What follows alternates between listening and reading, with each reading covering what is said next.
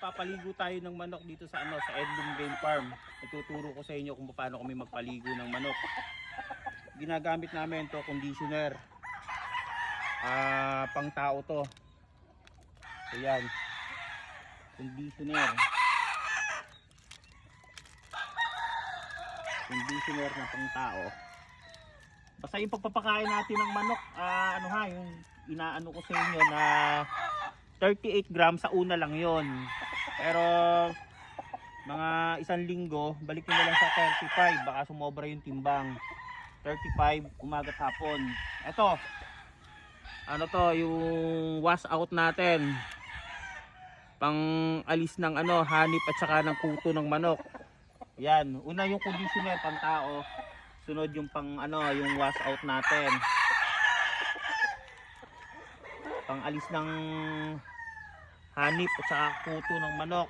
Tapos sinasamahan namin ng shampoo. Shampoo pang tao. Yan. Ito ay good sa ilang pirasong manok, Totoy, itong pinaghalo-halo kong to. 7 ho. Ha? Ito. 7. Itong klase ng itong manok, itong heads ng manok. So, pinaghalo-halo ko to. Good for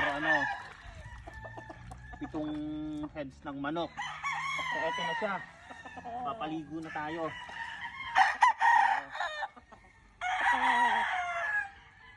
Eto.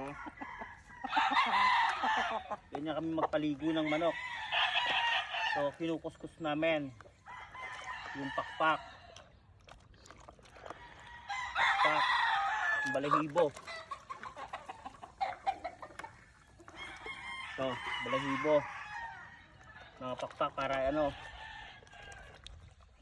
para malinis sila. Yan, balahibo. Yung buntot.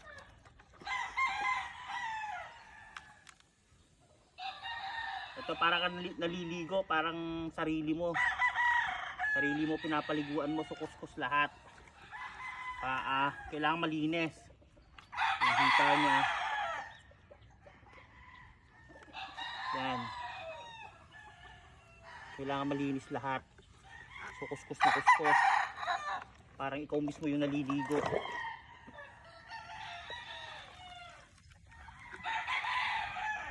Tapos yung ulo. Yan.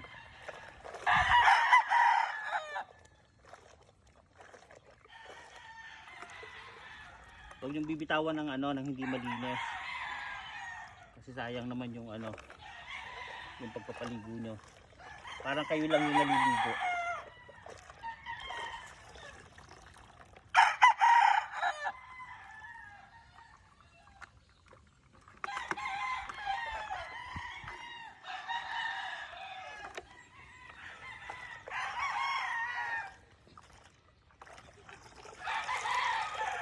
Kung paliguan namin to, pwede namang 2 beses sa buwan. Kami siguro every 10 days. Yan. After yung maliguan, after yung dito naman sa babanlawan natin para komportable sila, hindi sila maano.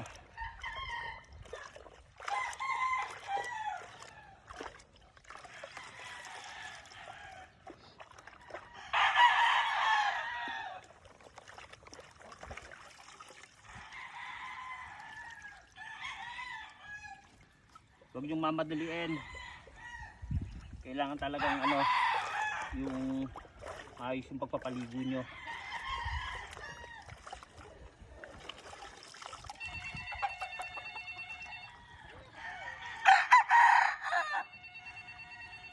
Yan. Yan. Okay na. Bagong ligo na siya.